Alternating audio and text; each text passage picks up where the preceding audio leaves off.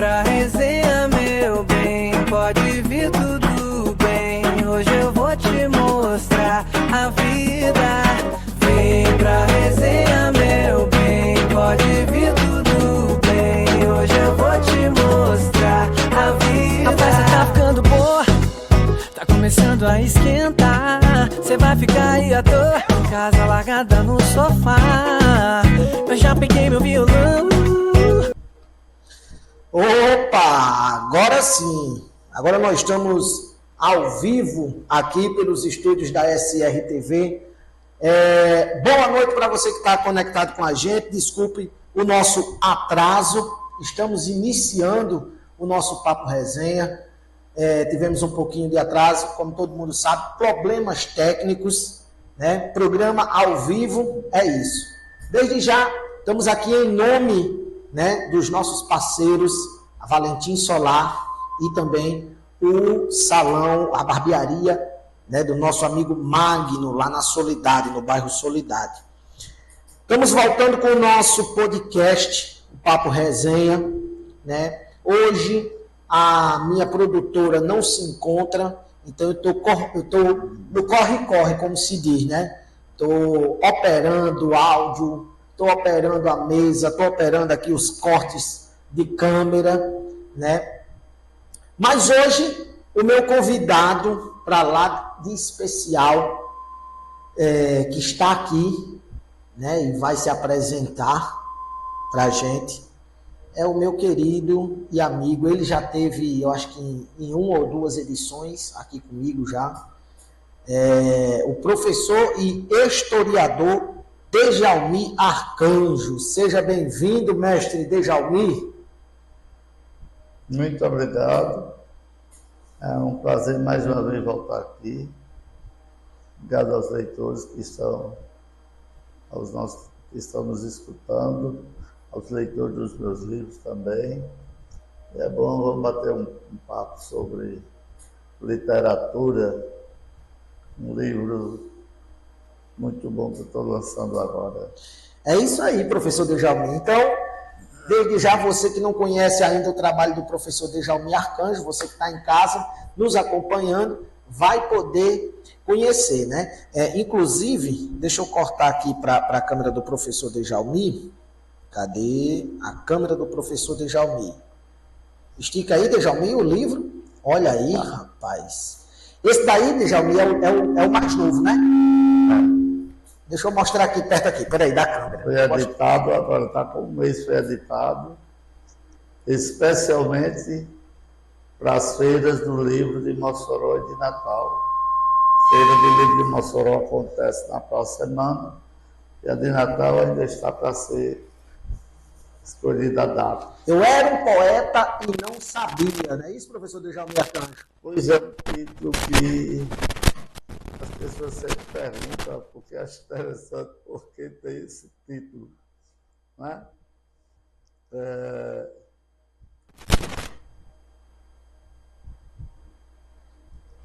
Por que, professor? Eu era um poeta e não sabia. Meu pai faleceu em 92 e deixou um leque de poesias inéditas, né? Uhum.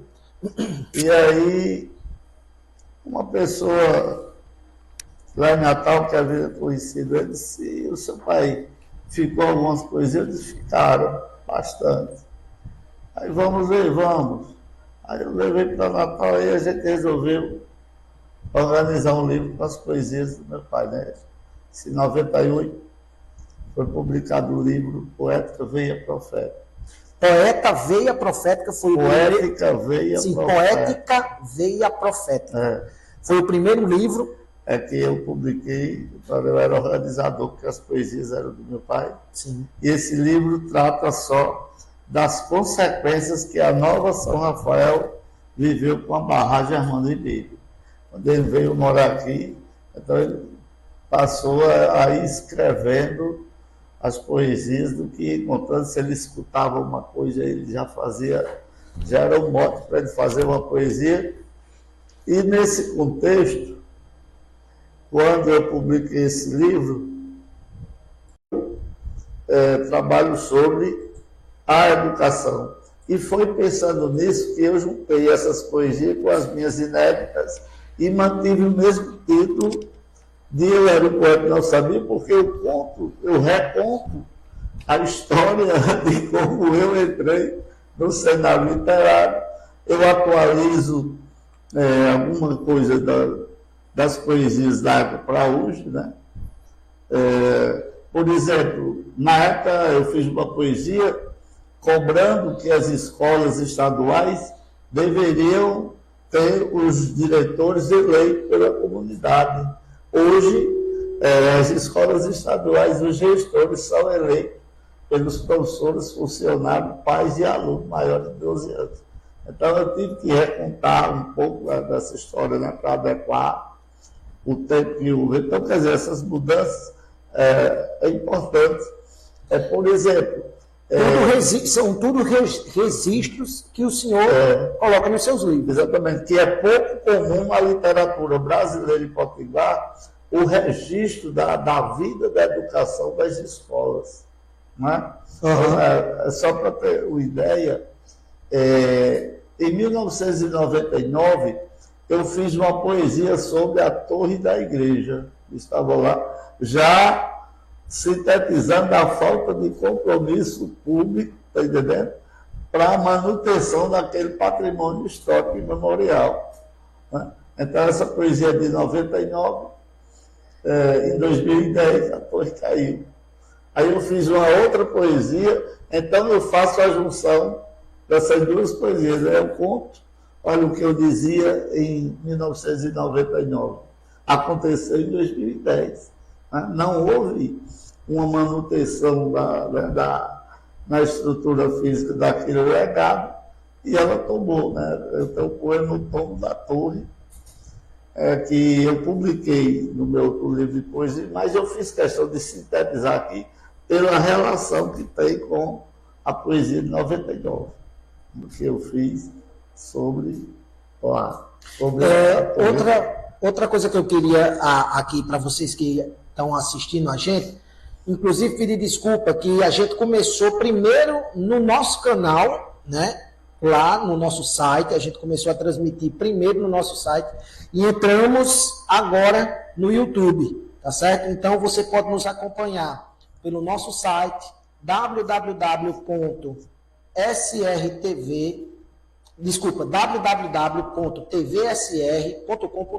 Esse é o nosso site. Você pode nos acompanhar também pelo canal do YouTube, que é SRTV São Rafael, e pode baixar o nosso aplicativo na Google Play, né? Que é só procurar lá SRTV. O professor Djalmir Arcanjo estava falando agora dos livros, e a gente falou que iniciou com o pai e tudo, mas seu pai era analfabeto, não era, professor Djalmir? Não. Ele sabia ler e escrever? É porque ele começou a ler, quando ele tinha 15 anos, ele era totalmente analfabeto. Quando ele tinha 15 anos, ele era totalmente analfabeto. Aí ele botou na cabeça que ia aprender a ler. Aí então começou, as pessoas que passavam na estrada, lá em Jucurutu, onde a pessoa, você sabe ler, sei. Pois escreva aqui as letras do alfabeto, tá entendendo? Sim. Aí ele ia aprendendo as letras, depois, escreva aqui o meu nome. Aí ele ia aprendendo o seu nome, então ele começou a aprender assim. Aí tinha uma costureira lá, onde ele morava, que era da comunidade chamada Loca, lá ao norte de Jucurutu. Aí um deles foi para lá e disse, olha, me ensine aqui melhor a entender o alfabeto, eu já sei fazer meu nome. Aí ela ensinou, aí ele ia escondido, porque, né, esse povo trabalhava na lavoura, né, nessa época, nos anos 30. E aí na hora do almoço, o meu avô pegava no sono, ele corria para a casa da costureira. Aí o meu avô desconfiou, começou a acordar e sentir falta dele. Aí um dia ele estava dormindo e seguiu ele. Aí foi para a casa dela, ela estava ensinando a ele a ler. Aí ele achou aí, olha, o seu filho já está desenvolvendo. Aí o meu avô disse, então vamos botar uma escola. Aí a costureira lá botou uma escola. Aí meu pai faz uma coisinha que disse que era tanto analfabeto que fazia admirar.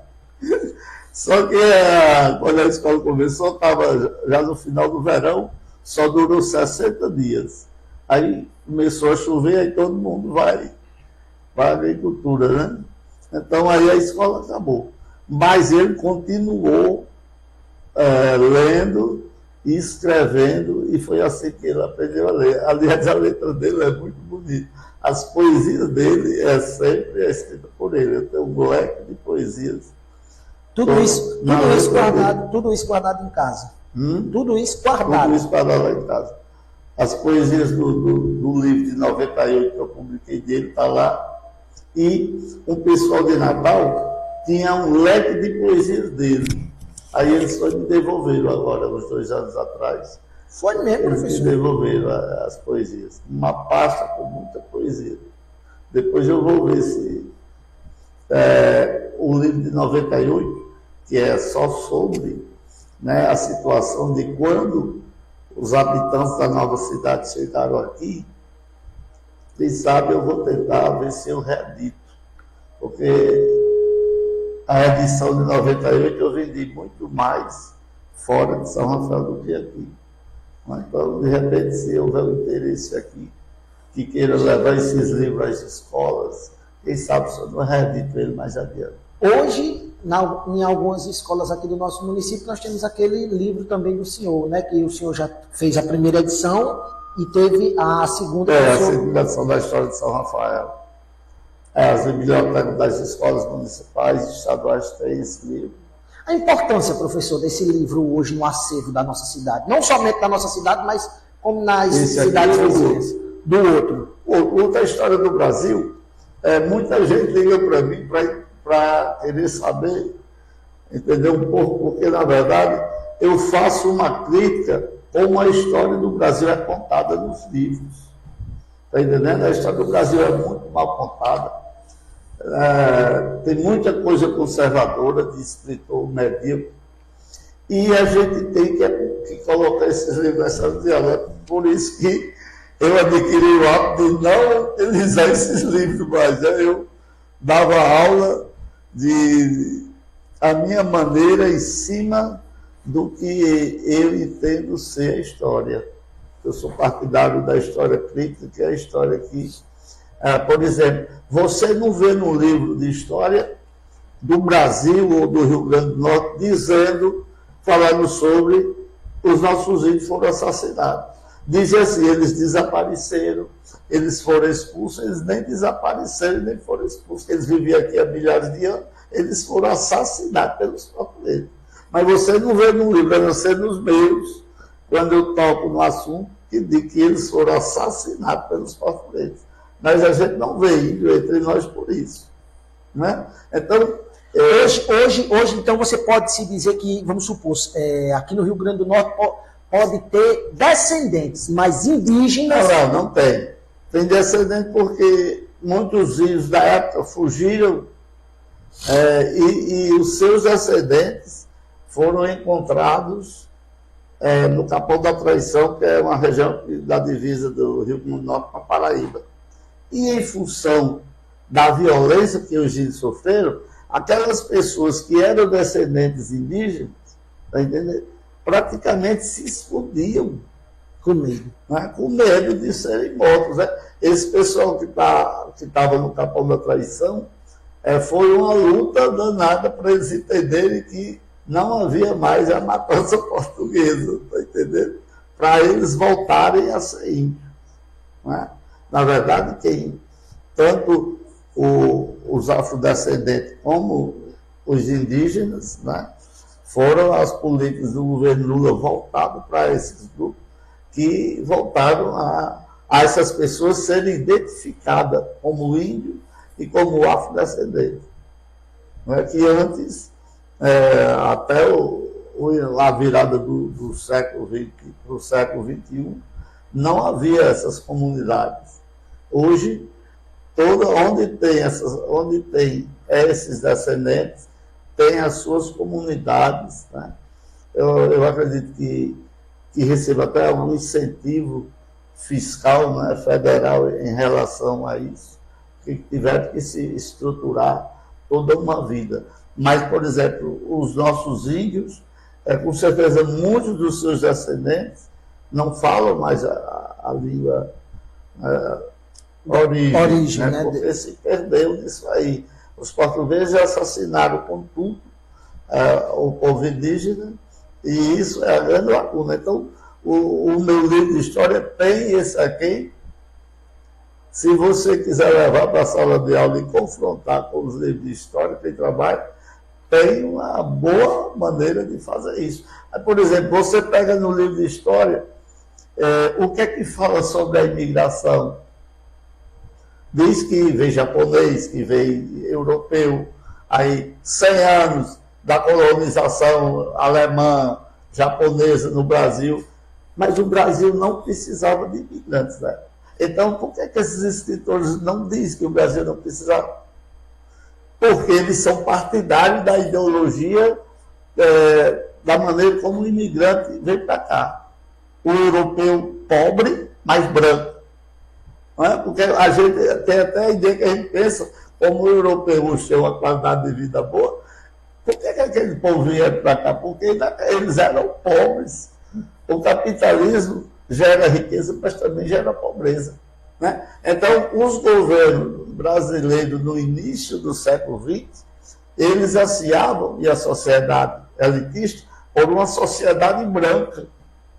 Então, na ideia dele, trazendo os brancos de fora, o Brasil ia ser uma sociedade branca. Então, quando houve a farsa do 13 de maio, da libertação dos escravos, aqueles senhores que usavam o trabalho escravo gratuito, eles se recusavam a agora pagar salário para aquelas mesmas pessoas. Então, o que foi que eles fizeram? Trouxeram a mão de obra branca externa e deixaram no subemprego toda a sociedade afrodescendente, né? Então, por isso que hoje, qualquer pesquisa, qualquer dado social que saia, quem tem mais defasagem que falta de casa é o descendente, é o afrodescendente. Quem menos estuda é o afrodescendente. Todos os problemas sociais atingem mais essa classe. Por quê? Porque elas passaram de escravo à condição de muitos continuarem escravos na época. Eles não tinham o que fazer. Quando eu digo que a libertação do Zé foi uma farsa, é porque quando se comemorou aquele 13 de maio, quando os negros abriram os olhos, eles não tinham casa, não tinham terra, não tinham roupa, não tinham dinheiro, nem a geografia do Brasil conhecia, porque muitos vinham dos portos do Rio de Janeiro ou de Salvador, ia direto para a sua escravidão. Então, como é que ficam essas pessoas? E aí eles disseram, saem. Né? Então, por isso que o desemprego atingiu esses afrodescendentes em massa, e muitos continuaram onde estavam. Olha, vamos continuar com a gente não tem outra sobrevivência. Né? Então, a imigração ela é desfocada nos livros didáticos, porque trata das questões das festas, que esse pessoal veio que foi trabalhar, mas não diz assim. Em função disso, os afrodescendentes perderam a força de trabalho, ainda mais outra covardia que os próprios governos brasileiros fez na época. No Rio de Janeiro, como havia muito escravo na época, então eles criaram uma lei para que se o ex-escravo fosse pego na rua do Rio de Janeiro e não demonstrasse que tinha trabalho, ia para a cadeia. Se eles colocaram eles todos no desemprego, como é que eles têm trabalho? Aí o que foi que aconteceu? As cadeias do Rio de Janeiro abarrotaram com afrodescendente preso, que eles não tinham mais trabalho. Meu Deus do céu. O que eles sabiam fazer, trouxeram o europeu e o asiático para fazer aquilo, porque era mão de obra branca. Então, por isso a importância hoje do seu livro. O seu livro hoje, ele bate de frente com os livros de história das escolas. E outra coisa que você também não vê condensado. Muitas coisas do Rio Grande do Norte estão nesse livro. Tem coisas que você já estudou, você nunca viu aqui na história do Rio Grande do Norte. Então, no caso, peraí, o livro do Senhor não é somente coisas de São Rafael. A Patagonia tem do Brasil, do Rio Grande do Norte e de São Rafael também. Esse é o Patagonia, né? Esse fato histórico aqui do Brasil, onde é que entra o Rio Grande do Norte e onde pode entrar São Rafael ali. Aí eu faço a condensagem, né, dos acontecimentos. Muita gente liga para mim, olha, aconteceu isso, nunca se viu isso na história do Rio Grande do Norte. Aí é exatamente por falta desse conhecimento, muita gente que está trabalhando no meu livro, pelo Rio Grande do Norte fora, eles entram em contato comigo, porque eles não têm familiaridade com aquele assunto que nunca foi visto na história do Rio Grande do Norte. Está entendendo? Outra coisa que no seu livro também, nesse livro que a gente está falando, o senhor fala também muito sobre o barão e a baronesa, né, de Serra Branca, que é figuras icônicas aqui da nossa cidade. Hoje a gente sabe que o barão e a baronesa tinham sua casa em Açu e também tinha a casa de campo, né, que era chamada casa de campo aqui. E algumas pessoas que moravam ali que moram ali, contam que eles não tinham escravos. Tem escravos. Que era chamado de vaqueiros. Tinha escravos, sim. Isso aí são os tonhonhões da história que tentam ludibriar isso aí. Justamente, lá tinha a senzala, como é que eles não tinham escravo? Como é que não tem escravo? Agora, pronto, voltando, já que você colocou aí, não é? Porque, na verdade, o barão é de Santana do Mato e a baronesa de Açu. Então, quando eles estavam em Santana, que iam para Açu, aí paravam ali. Está entendendo? Aí, como ali tinha produção e tal, aí parava para dar as ordens capatazes e tal, e ia para Açu. E na volta fazia a mesma parada. Mas tinha escravos, mas veja, não foram o barão morreu muito novo. Mas está lá, tá certo que os casarões estão sendo destruídos, né, pela natureza, mas a senzala foi destruída por vontade humana.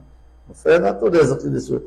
Na cozinha da baronesa tem o muro da senzala e a casa do fiscal, do capataz, prisão fugida, por trás. Eu ainda alcancei o tijolo do quadrado da senzala. Mas foi mão humana que derrubei para tentar apagar que ali teve escravo.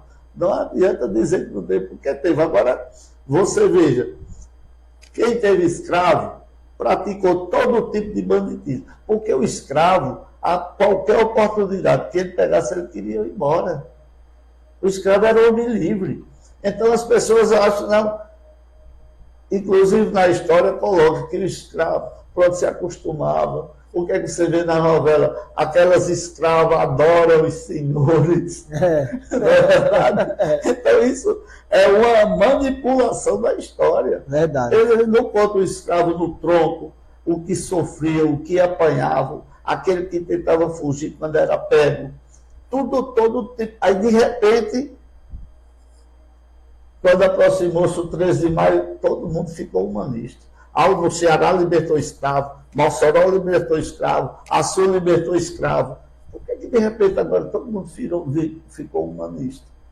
Se brincar, eu ainda vou atrás de escrever a contramão dessa história, quem sabe? Quem sabe, olha aí. Surgiu aqui agora essa história. Porque de repente as pessoas fazem questão de dizer, olha, libertou os escravos, mas eles tinham os escravos, libertaram os escravos e fizeram o quê pela libertação dos escravos?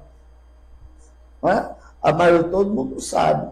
Muitos continuaram vivendo lá porque não tinha outra opção. Só que isso eles não contam, não registram na história. Uhum. Né? Bom, pessoal, o nosso bate-papo aqui, bom de verdade, com o nosso professor Djalmir Arcanjo. professor, historiador, né? Mas a gente vai fazer o seguinte, a gente vai para um breve intervalo, bem rapidinho, e a gente volta aí no nosso segundo bloco, porque eu quero saber mais sobre esse livro, eu quero que ele fale, que ele leia algumas dessas grandes poesias que tem nesse livro. E você de casa vai poder acompanhar com a gente. A gente vai para um breve intervalo e volta já já. Alô, São Rafael e todo o meu Rio Grande do Norte. Estou passando aqui rapidez para lhe fazer um convite. Todos os dias acompanhe o programa Ponto a Ponto na TV, de meio-dia às 14 horas comigo, Alex Montenegro, em parceria com a nossa SRTV, aí de São Rafael. Um abraço a você e não esqueça, hein? Parceria SRTV e Rádio TV Web Liberdade, direto de Pacajus, região metropolitana de Fortaleza, aqui no nosso Cearazinho de Açúcar. Um abraço a todos, muito obrigado pela audiência, conto com você. Alô, minha amiga, alô, meu amigo. Pois é, seu amigo Pedro Valentim passando aqui na SRTV para te convidar. De segunda a sexta-feira, aqui na SRTV, às 6 horas da noite, nós temos um encontro com o SR Notícias, com as principais notícias da nossa cidade, do Rio Grande do Norte, do Brasil e do mundo. Eu conto com a sua audiência. De segunda a sexta-feira, SR Notícias, aqui na sua SRTV.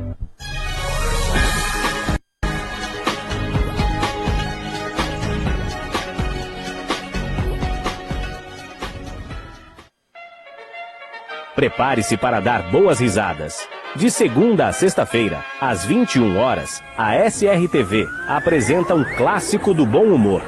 Não contavam com minha astúcia. Chapolin Colorado. Mas não vai jogar água na cara dele!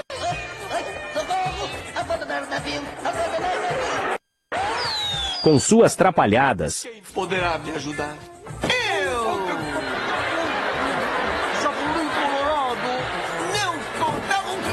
Frases inesquecíveis. Não contavam com minha astúcia. E jeito atrapalhado de salvar o dia, ele está de volta para animar suas noites. Não perca! Chapolin Colorado, de segunda a sexta, às 9 da noite, só na SRTV. E lembre-se, não contavam com a minha astúcia. Olá, meu amigo, olá, minha amiga, Pedro Valentim passando aqui na SRTV para convidar você. Todas as quintas-feiras, a partir das 19h30, 7h30 da noite, você tem um encontro marcado comigo no nosso podcast Papo Resenha. Convidados, bom papo, boas gargalhadas e aquelas velhas histórias. Tudo isso você encontra aqui na SRTV, todas as quintas-feiras, às 7h30 da noite. Conto com a sua audiência. A vila mais engraçada do Brasil está na SRTV. De segunda a sexta-feira, às 22 horas, prepare o sofá e a pipoca, porque o riso é garantido com ele. Chaves. Com suas confusões, barris, sanduíches de presunto e muita atrapalhada, Chaves vai invadir sua noite com bom humor e nostalgia. Não perca! Chaves, de segunda a sexta, às 10 da noite, só na SRTV.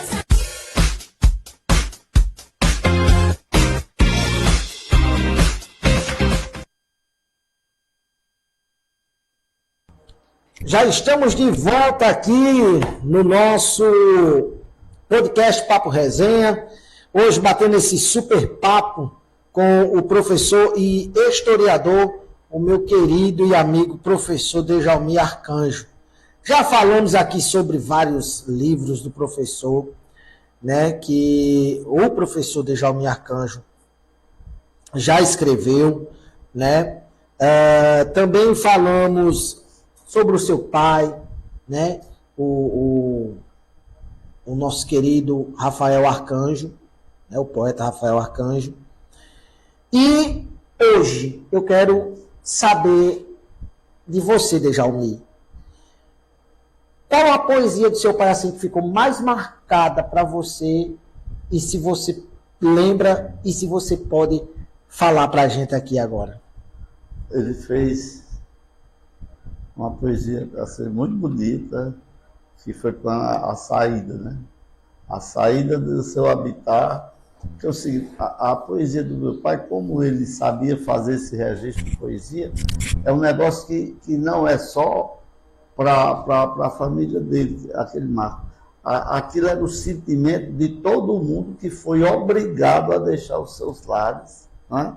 Com prejuízos financeiros enormes. Até hoje. Até hoje, né, São Rafael não teve uma alternativa econômica viável, né? Que isso era para o projeto ter tido a responsabilidade de fazer, né? Mas o Brasil vivia na época de uma ditadura. As ditaduras sempre são governos infelizes da sociedade brasileira. Nenhuma ditadura no Brasil tem uma história que você olha e diga, isso aqui fizeram direito, né? Então, quando ele chegou aqui, aí ele fez uma poesia. Essa é a canção da barragem. Quando eu fiz minha viagem para Nova São Rafael, fiz a minha despedida de toda a terra sofrida e engoli taça de fel. Ainda hoje meu peito arde quando um dia pela tarde a doutora Arlete chegou, faiscando os olhos em brasa, ou vai receber a casa ou põe outro morador. Então ele desenrola sobre a vinda para São Rafael. Para Nova São Rafael. Para Nova São Rafael.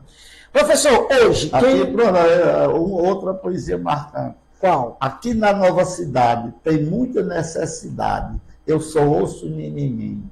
É gente atrás de serviço. É pesado o ribuliço e o emprego nunca vem.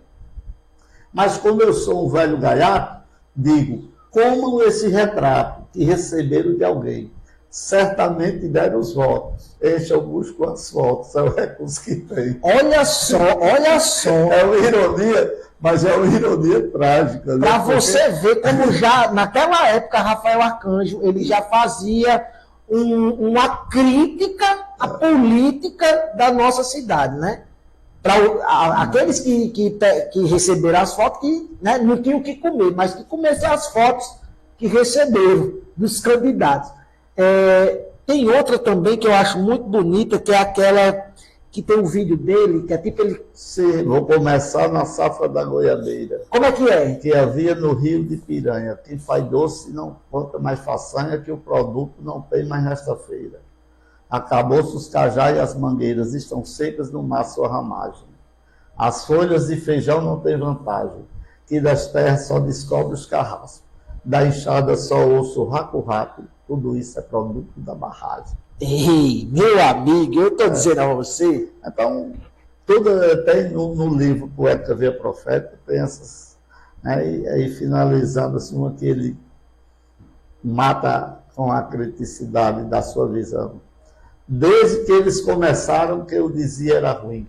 Porém, os iludidores diziam, fica um jardim. Todo começo são flores, a choradeira é no fim. Olha aí. Ei, professor Djalmir Arcanjo. E hoje, quem adquirir o livro Eu Era um Poeta e Não Sabia, ele vai encontrar o quê? Que tipos de poesia? Poesias de seu pai, poesias sobre sua? São Rafael, sobre as escolas, sobre a educação. Por exemplo, aquele que eu falei sobre os diretores de escola. Então eu até declarei lá, a gente foi ao encontro de Natal, eu participei do grupo de professores que elaborou as leis que na época era chamada gestão democrática, que era para as escolas serem eleitas pela comunidade escolar e não mais, como era, né? Antigamente. Aí a poesia é a escolha do diretor. Como é que estou pensando? Terminada a eleição, se vai ao governador. Se vai ao governador. Esse grupo votou em mim? Aí o político responde, votou. Ótimo, venham cá. Boa opção, meu senhor. Pode escolher uma escola e dela ser diretor.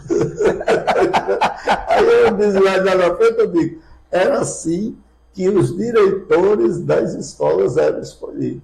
Você votava por exemplo, podia ser o prefeito, mas às vezes o que não era prefeito era do grupo que elegeu o governador do estado. Então, na cidade, quem trabalhou com o governo do estado indicava o diretor ou os diretores, caso essa escola, a cidade tivesse mais do que a escola estadual. Então era assim que eles eram escolhidos, né?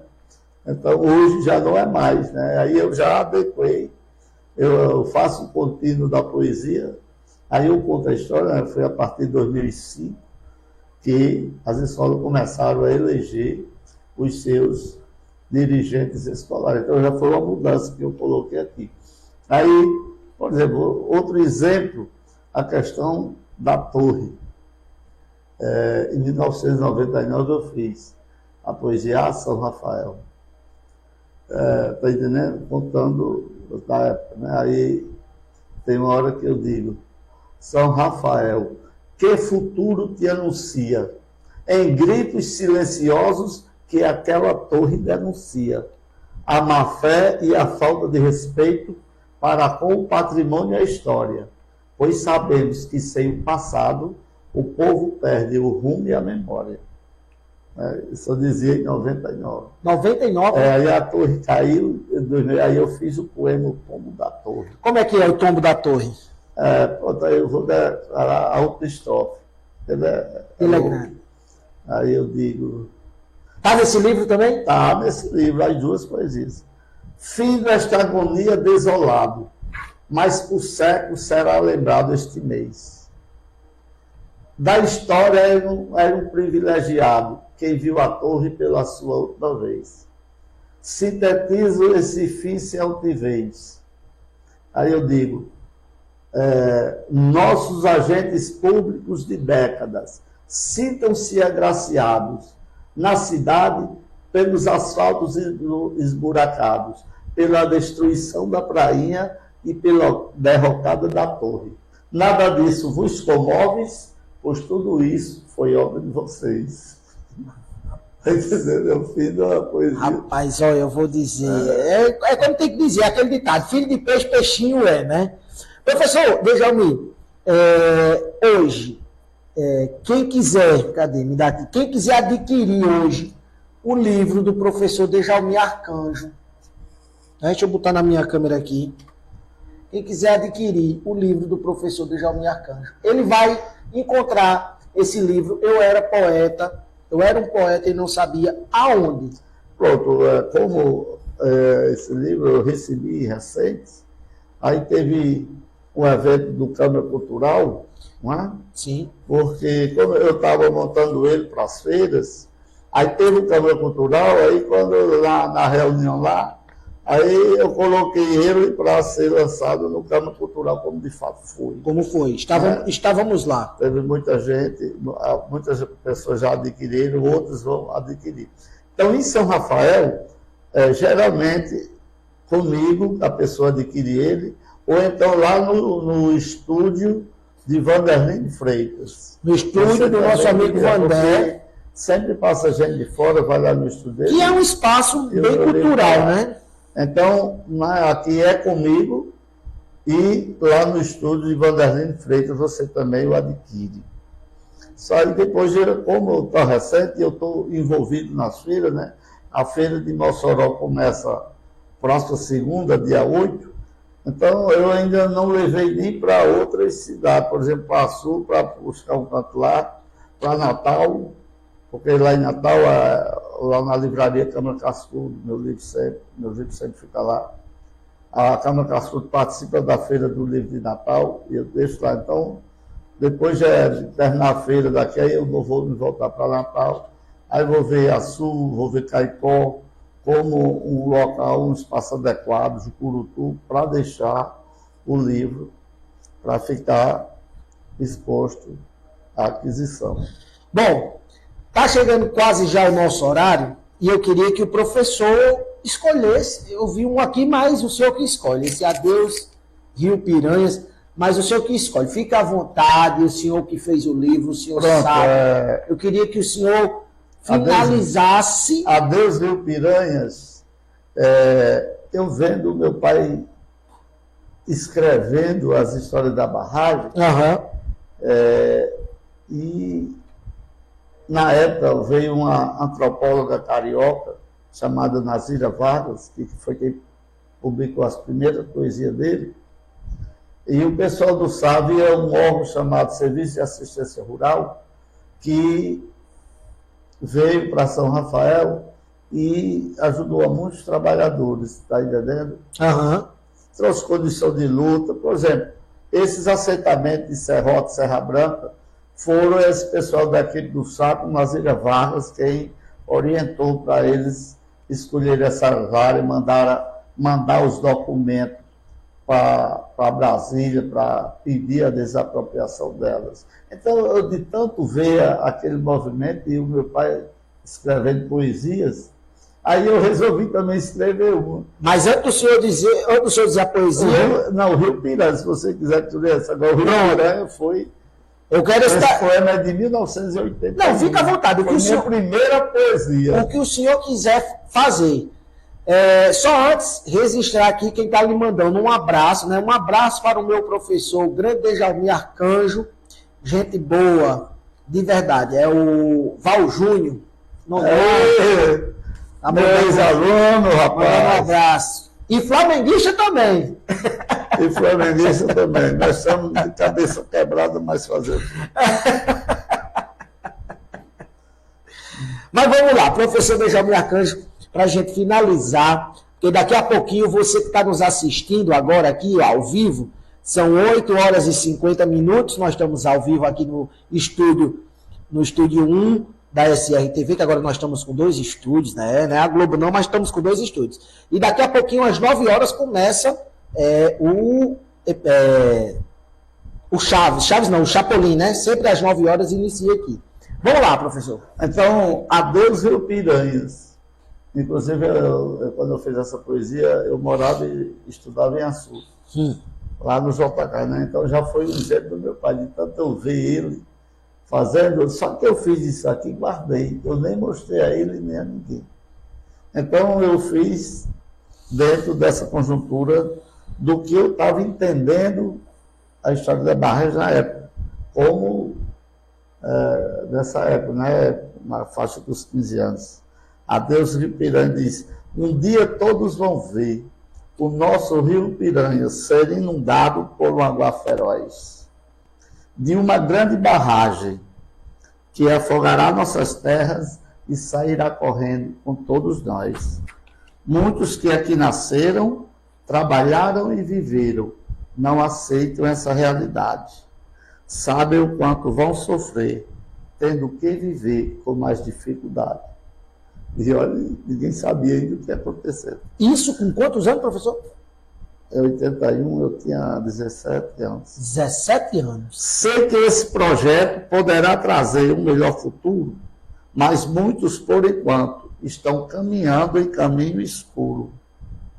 Vão embora os amigos para outros lugares mudar de vida, não esquecendo jamais que é triste demais essa despedida. Conhecidos de infância que agora seguem um caminho oposto. É triste essa despedida e nesse momento é morrer de desgosto. Mas o mundo não é só aqui, continua e não anda para trás. Mas muitos ficam como loucos, morrendo aos poucos pelos seus quintais.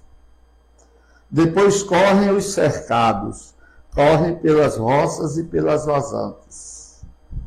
Trabalharam com esforço e desmoronar tudo num instante. Voltam pela residência e com a família e tristeza tamanha. No caminhão vão sofrendo, chorando e dizendo, adeus minhas terras, adeus Rio Piranhas. Pois é, eu escrevi isso aqui em 1981, pelo que eu captava da maneira como meu pai escrevia, contava, contextualizava, né, o projeto Baixo Açu e dentro das perspectivas, como a gente não via futuro nenhum, como de fato não houve. Não é? A São Rafael é a única cidade que ficou no atraso em todo o vale. Né?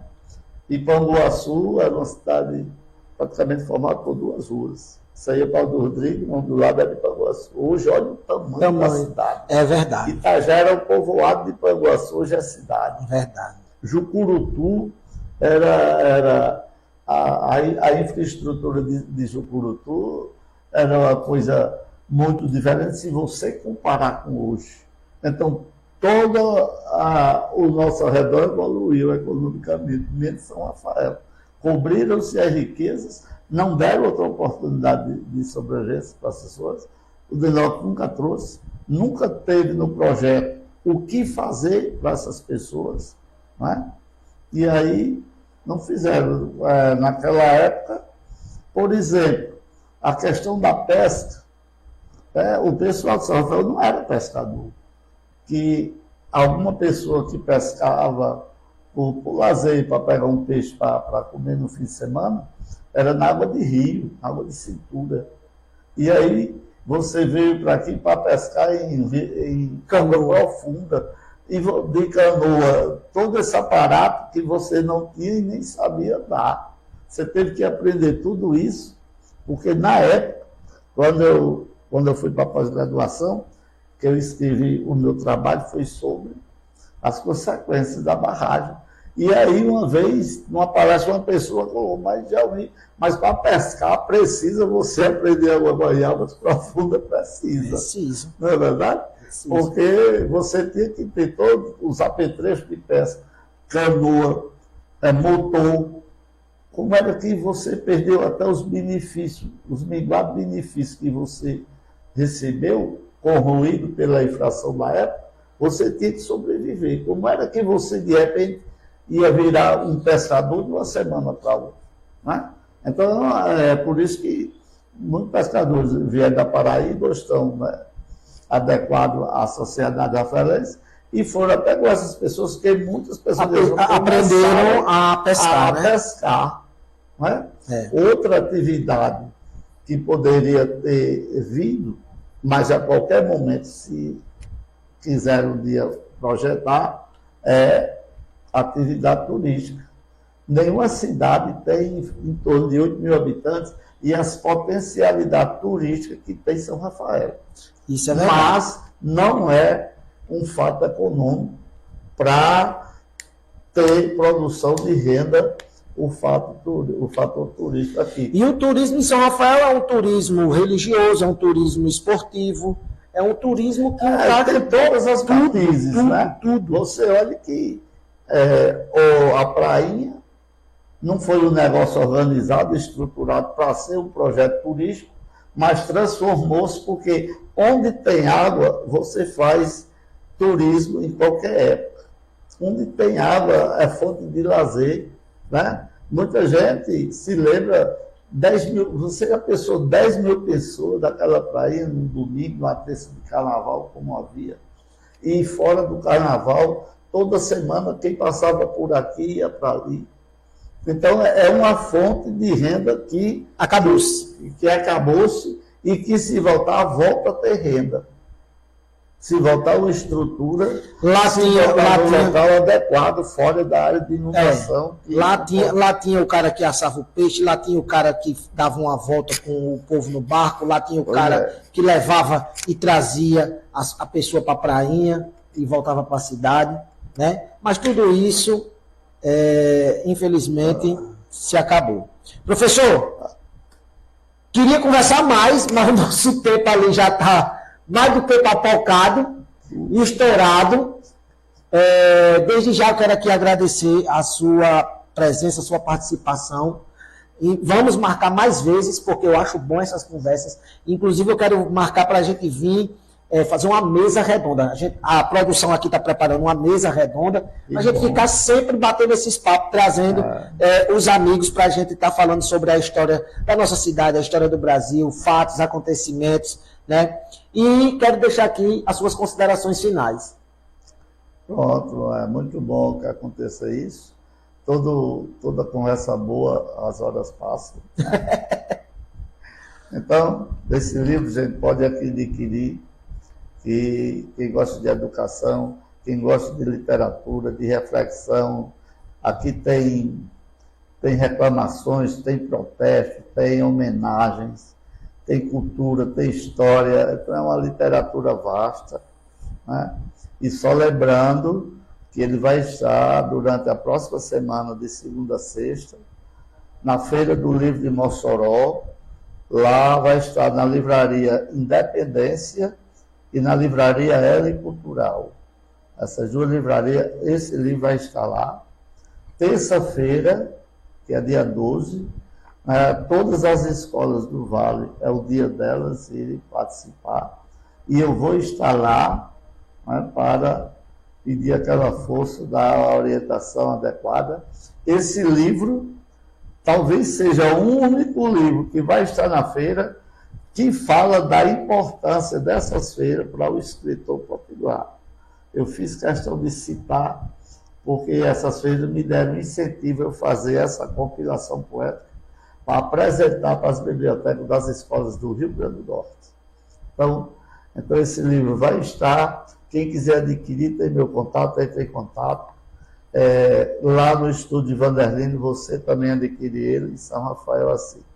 Fora nas outras cidades ainda não foi, porque é recente e eu vou estar envolvido na feira de Mossoró, mas depois vou buscar nas cidades circunvizinhas a São Rafael um local apropriado para ele ficar exposto e eu comunico nas redes sociais onde ele vai estar.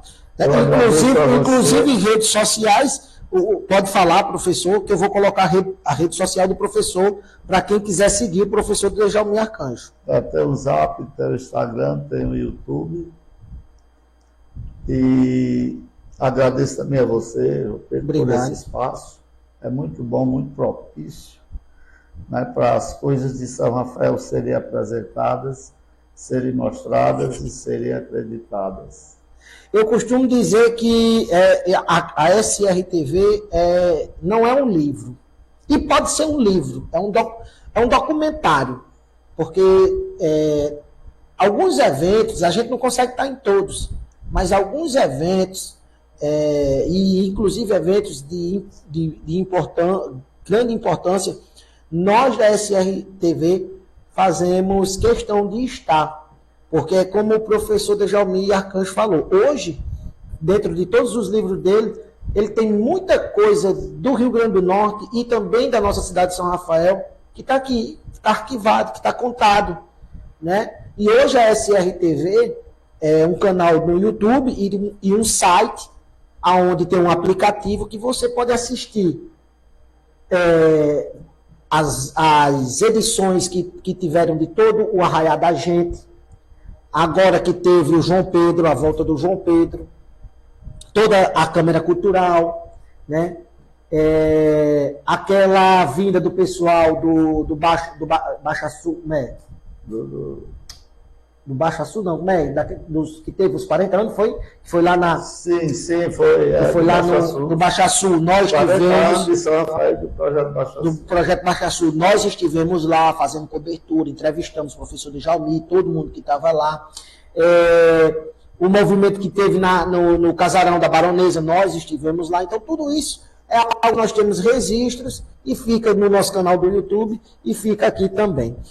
Então, professor, desde já, muito obrigado, né, pela sua vinda aqui. Vamos se organizar para vir mais vezes, para a gente trocar esse bate-papo. Isso, com certeza. É só convidar e nós estamos aqui. Até porque eu já estou escrevendo o livro que eu vou lançar no próximo ano. Olha aí, o professor já está escrevendo o livro. Já tem quase 100 páginas. Já tem quase 100, professor? É porque assim, quando eu finalizo né, aí pronto, aí ele vai para gráfico, tem essas questões de gráfico, do tempo que vai entregar e você vai desenvolver. Aí, paralelamente a isso, eu já começo no meu próximo passo. Eu tenho 5 livros na cabeça, aí eu vou fazer. Outra coisa, e quem sabe já vem o próximo aí dos escravos, né, professor? Estava dizendo que ia pesquisar, né? Pois é, eu já estou adiantado no outro, mas eu estou pensando nisso também. Pois, bom, então, pessoal, a gente agradece a você que ficou conectado com a gente aqui no nosso... Muito obrigado às pessoas que estão fazendo citações aí nas suas redes sociais. Na hora. E aí, até a próxima. E aí, quinta-feira que vem, nós estamos de volta aqui a partir das 7h30, se assim a gente conseguir, se não tiver nenhum problema. Não tiver nenhum problema, para a gente começar de 7h30. Então, gente, muito obrigado e até quinta-feira que vem. Tchau, tchau. Fiquem agora com Chapolin Colorado. Aqui no YouTube, é porque assim, nós temos o nosso YouTube. O YouTube transmite quando a gente está ao vivo. E quem está no nosso site, que é www.tvsr.com.br, quando a gente sai do ar, fica uma programação 24 horas. Aí lá tem Chapolin Colorado, às 9 horas agora, que já começou. Inclusive, no site a gente já saiu do ar. A gente só está ao vivo agora no YouTube, porque é automático. Quando dá hora, lá a gente sai do ar. E aí a gente só está ao vivo aqui no YouTube. Então você que está no YouTube, vai lá no nosso site ou baixe o nosso aplicativo na sua loja do Android. É só procurar por SRTV. Valeu, pessoal. Tchau, tchau.